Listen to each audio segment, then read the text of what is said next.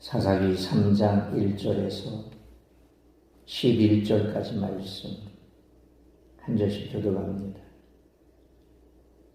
여호와께서 가나안의 모든 전쟁을 알지 못한 이스라엘을 시험하려 하시며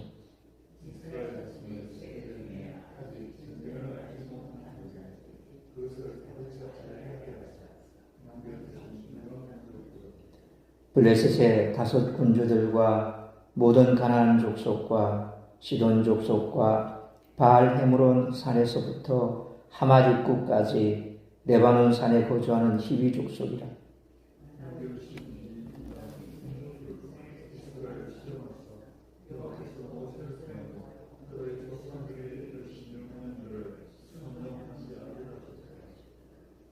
그러므로 이스라엘 자손은 가나안 족속과 헷 족속과 아모리 족속과 브리스 족속과 히비 족속과 여부스 족속 가운데 거주하면서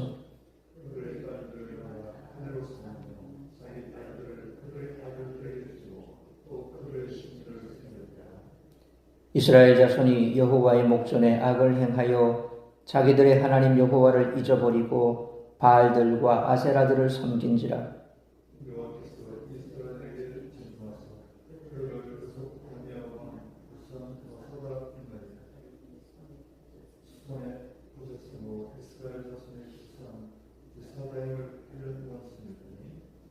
이스라엘 자손이 여호와께 부르짖음에 여호와께서 이스라엘 자손을 위하여 한 구원자를 세워 그들을 구원하게 하시니 그는 곧 갈렙의 아우 그나스의 아들 온니엘이라.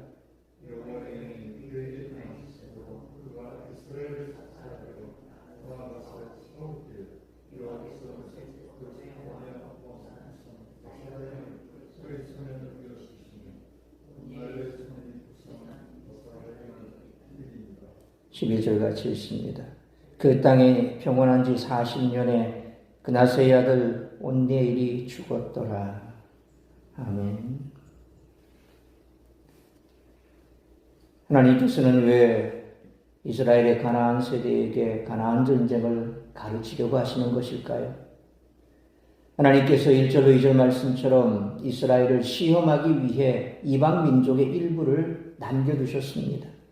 여기서 시험하다라고 번역된 히브리어 나사는 테스트하다라는 의미로 창세기 22장 1절 상반절에 그 일 후에 하나님이 아브라함을 시험하시려고 그를 부르시되라는 말씀, 시험하시려고 라고 하는 말씀에서 하나님이 아브라함에게 이삭을 바치라고 하셨을 때 사용한 단어, 이 시험하시려고가 바로 나사입니다.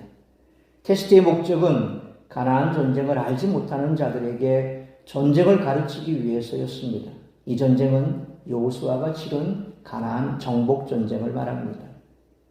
이처럼 하나님이 가나안 족속을 일부 남겨두시고 각 지파에게 쫓아내는 일을 맡기신 것은 여호와의 말씀에 순종하는지 여부를 테스트하기 위해서였습니다. 다시 말해서 이스라엘 백성들을 언약 백성에 합당한 공동체로 만들기 위한 테스트였습니다. 이런 테스트는 하나님께 대한 믿음과 순종을 더하게 하기 위한 것입니다. 그러나 이스라엘 백성들은 남아있는 이방인들의 문화와 종교에 노출되었습니다. 그 결과 이스라엘 백성들은 가나안의 삶의 방식을 배웠고 가나안 민족을 닮아갔습니다. 이스라엘 백성들과 가나안 민족은 자연스럽게 왕래하기 시작했고 집안과 집안이 혼인으로 결속되었습니다. 이러한 혼인은 위험천만한 것입니다. 왜냐하면 결국 하나님을 잊어버리고 가나안의 우상들을 섬기게 되기 때문입니다. 신앙의 세계에서는 하나를 양보하면 더 많은 것을 양보해야 합니다. 하나님 말씀에 위배된다는 것을 알면서도 실용을 이유로 하나 둘 양보하다 보면 어느새 하나님을 잊어버리게 될 것입니다. 하나님을 잊어버리면 그 자리를 우상이 차지합니다. 하나님을 섬길 것인지 다른 신을 섬길 것인지 결정하라는 여호수아의 고별 설교가 여전히 메아리 치고 있지만 이스라엘은 하나님을 잊어버리고 바알과 아세라를 섬겼습니다.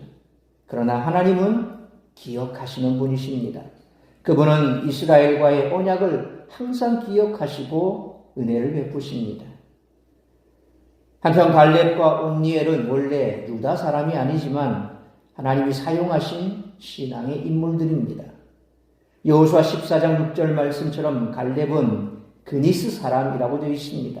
창세기 36장 11절 15절에 따르면 일찍 팔레스틴 주변에 거주하던 에돔 족속 중 하나가 그니스입니다. 갈렙에 대한 처음 소개를 하는 민수기 13장 6절에서 또 유다 지파 갈렙이라 그렇게 밝히고 있습니다. 그러니까 원래 그니스 족속들은 에돔 족속 중에 일부였지만 그런데 민수기 말씀처럼 이후에 갈렙에 대해서는 유다 지파 갈렙이다라고 소개하는 것으로 봐서는 이후에 유다 지파에 유입된 것으로 추정이 됩니다. 그러니까 출애굽할 때 에돔 족속이 섞여서 나와서 그리고 그들이 이후에 이제 유다 족속으로 이렇게 유입이 되는 그런 과정을 밟는 것으로 보여집니다. 그래서 갈렙은 그니스 사람 여분네의 아들이다라고 되어 있고 또 온니엘은 1장 13절에 히브리어 원문을 그대로 번역하면 그나스의 아들이며 그나스는 갈렙의 막내 동생이 되는 겁니다. 그러니까 갈렙의 형제 중에서 그나스가 막내 동생입니다. 그러니까 온니엘은 갈렙의 조카가 되는 셈이죠. 또한 3장 9절 말씀처럼 온니엘은 이스라엘의 첫 사사였습니다.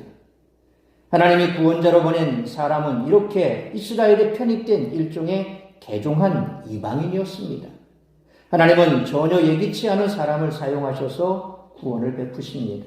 주권적으로 사사를 세우신 것이죠. 이처럼 가나안 땅에서 역사가 시작이 되고 있습니다. 이스라엘은 가나안 땅에서 하나님 나라 백성의 역사를 기록해 나가야 합니다. 그들 앞에는 신앙의 길과 불신앙의 길이 있습니다. 따라서 어떤 길이 그들의 역사가 되었는지에 대한 오늘 본문의 말씀을 통해서 우리들이 깨달아야 할 것은 첫째로 1절로 4절 말씀처럼 성도는 하나님의 시험의 목적을 분명히 알아야 한다는 것입니다. 하나님은 1절로 2절 말씀처럼 이스라엘 백성들 가운데 이방 민족들을 남겨두셨습니다. 3절로 4절 말씀처럼 블레셋의 5군주들 그리고 가나안 족속, 시돈 족속, 히위 족속이 그들이었습니다. 그들은 가나안 땅 곳곳에서 이스라엘 백성과 함께 살았습니다. 하나님이 이스라엘 가운데 이방 민족들을 남겨두신 이유는 그들을 통해 이스라엘을 벌주고 심판하기 위해서가 아니었습니다. 이스라엘 백성들에게 정복 전쟁을 가르치고 그들이 하나님께 순종하는 언약 백성임을 확인시키기 위해서였습니다. 이스라엘은 이러한 시험을 통해 하나님의 백성으로 더욱 든든하게 세워져 가야 했습니다. 이것이 정복 전쟁이 없는 시대를 살아가는 언약 백성을 향한 하나님의 뜻이었습니다. 오늘날 우리 그리스도인들은 어쩌면 이들보다 더욱 평안한 시대를 살고 있는지 모릅니다. 하지만 분명한 것은 더욱 큰 시험이 우리 앞에 늘 있다는 사실을 잊지 말라는 것입니다. 그러므로 하나님의 시험의 목적을 분명히 알고 말씀에 순종함으로 시험을 통해 하나님의 백성으로 더욱 든든하게 세워져 가는 우리 모두가 되시기를 축원합니다.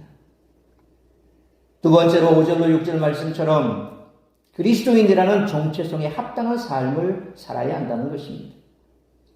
5절로 6절 말씀은 앞서 살펴본 1장부터 2장의 요약이자 결론입니다. 이스라엘 백성들은 가나안 땅에서 이방인들과 함께 살았습니다. 처음에는 구별된 삶을 살려고 노력했을지 모릅니다. 하지만 그들과 함께 살면서 점차 그들과 가까워졌습니다. 이스라엘은 이방인들과 결혼하여 한 가문을 이루기까지 했습니다. 이렇게 되면 하나님의 백성으로서 구별된 삶을 살아가기가 매우 불편하고 힘들어지죠. 결국 그들은 이방의 우상들에 절하고 이방인들의 문화와 풍습을 따랐습니다. 그들에게 주어진 시험 앞에서 그들은 완전히 실패했습니다. 하나님께서 가나안 땅에 들어가면 그들을 다 진멸하라, 몰아내라 그렇게 말씀하셨죠. 이유가 뭡니까? 이런 문제가 생길 것을 하나님께서 염두에 두고 다 그렇게 진멸하고 다 그들을 쫓아내라고 했습니다. 근데 결과가 어떻게 됐습니까? 남겨두었습니다. 우리가 앞에 살펴본 것처럼 그 이유가 뭡니까? 그들의 유익을 위해서 남겨둔 거죠. 남겨두니까 일도 시키고 뭐 그렇게 부리고 하니까 좋은 거죠. 이 결과가 이렇게 된 겁니다. 그들과 점점 친해지면서 이제 그들의 문화와 풍습까지 따라감으로 하나님 앞에서의 시험에 완전히 그들은 실패해버린 겁니다.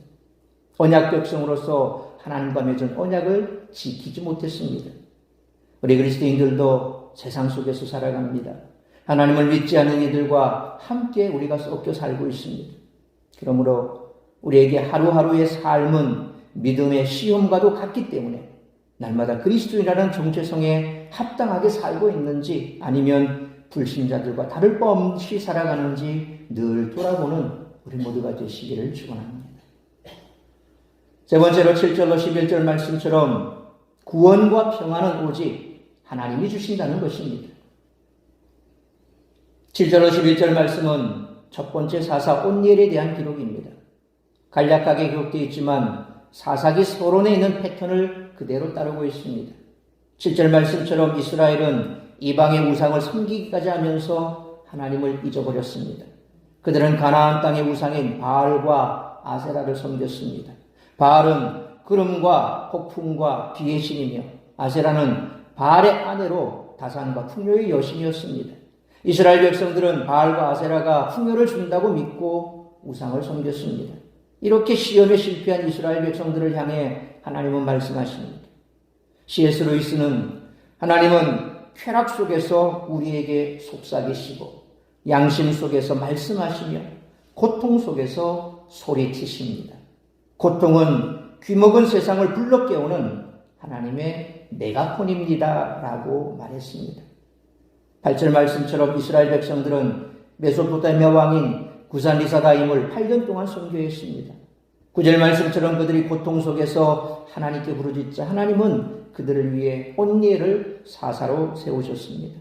10절로 11절 말씀처럼 하나님은 사사 온니엘을 통해 이스라엘 백성들을 자유롭게 하셨으며 그들이 40년 동안 평안을 누리도록 허락하셨습니다. 그러므로 구원과 평안은 오직 하나님이 주시는 것이므로 하나님만을 섬기고 말씀에 순종하여 기쁨과 평안을 누리며 살아가는 우리 모두가 되시기를 축원합니다. 사랑하는 성도 여러분, 언약에 신실하신 하나님은 실패의 역사 속에서도 긍휼을 베푸십니다. 하나님께 부르짖는 당신의 백성을 긍휼히 여기십니다. 그 백성은 어떤 백성일까요? 믿음의 시험을 통과하지 못하고 점점 더 심각한 죄에 빠져든 백성입니다. 우리의 모습은 달라야 합니다. 시험을 믿음이 도약하는 기회로 삼고 하나님의 백성으로서 거룩함을 사수해야 합니다. 그러므로 하나님의 시험의 목적을 분명히 알고 말씀에 순종함으로 시험을 통해 하나님의 백성으로 더욱 든든하게 세워져 가며 날마다 그리스도인이라고 하는 정체성에 합당하게 살아감으로 기쁨과 평안을 누리며 살아가는 우리 모두가 되시기를 주님의 이름으로 축원합니다. 기도하겠습니다. 살아계신 아버지 하나님, 은혜와 사랑을 감사합니다. 오늘도 우리에게 주신 말씀 우리가 가슴에 새기기를 원합니다. 우리가 이 땅을 살아가면서 믿지 않는 불신자들과 섞여서 살아가며 항상 우리가 기억해야 될 것은 내가 누구인가, 나의 정체성을 잃지 않는 것입니다. 우리는 하나님의 백성입니다. 언약 백성입니다. 언약 백성은 언약을 지켜야 합니다. 바로 말씀 안에서 살아가야 될 자들입니다. 그러므로 우리가 이처럼 세상 가운데 섞여 살아갈 때에 늘 우리의 삶에는 원수 마귀 사탄이 놓는 시험이 있고 올무가 있고 또한 그러한 과정 속에서도 하나님께서 과연 우리가 하나님의 백성다운 삶을 살아가고 있는지 테스트하실 때도 있습니다. 그와 같은 시험의 목적을 분명히 우리가 알아야 할 것입니다. 하나님께서 시험하시는 것은 우리를 멸망시키기 위함이 아니라 그 말씀대로 순종하며 살아감으로 하나님 앞에 더 든든히 세워지는 하나님의 백성으로 만들기 위함인 줄 우리가 알아야 할 것입니다. 그러므로 하나님의 시험과 원수 마귀의 유혹 가운데에서 하나님의 시험을 잘 통과하여 참으로 하나님의 백성다운 정체성을 잊지 않고 그 정체성에 합당하게 살아감으로 날마다 우리 하나님이 베푸시는 축복과 기쁨과 구원의 은혜 가운데 살아가는 우리의 삶이 되어야 할 줄 믿습니다. 오늘 아침 다시 한번 우리의 삶을 돌아보며 하나님께서 우리에게 허락하신 이 시험을 잘 이기고 있는지, 혹은 그 시험도 이기지 못하고 세상 가운데 우리를 유혹하는 원수마귀의 유혹에 무너져 가고는 있지는 않은지 돌아보는 시간 되게 하여 주옵소서. 말씀 붙들고 말씀대로 하나님의 백성다운 삶을 살아가기로 결단하고 그러한 삶을 살아감으로 늘 주께서 주시는 은총 가운데 살아가는 우리 모든 성도들 될 수 있도록 은혜 베풀어 주옵소서. 간절히 미혹기는 여전히 전쟁의 포화 속에서 신음하고 있는 많은 사람들이 있고 주께서 저들을 구원하여 주옵시고 저들이 이제는 생명을 보존하고 살아계신 하나님을 만날 기회를 얻어 구원 얻는 백성들이 될 수 있도록 축복하여 주옵소서. 뿐만 아니라 이 땅에 많은 교회들이 기도하고 있사오매 기도하는 교회들의 기도를 들으시고 구원하시고 은혜를 베푸시고 교회마다 하나님의 백성들이 말씀대로 준행하며 살아가는 그러한 백성들이 되어 이 땅을 더욱더 주님의 말씀 가운데로 올바로 세우는 그런 일에 앞장서는 자들 다 될 수 있도록 은총 베풀어 주옵소서. 오늘 이 한날도 나를 통하여 이루고자 하는 하나님의 뜻이 무엇인지 그 뜻을 이루어드리는 복된 한날의 삶이 될 수 있기를 간절히 빌고 소원하오며 이 모든 말씀 우리 주 예수 그리스도의 이름으로 기도하옵나이다. 아멘.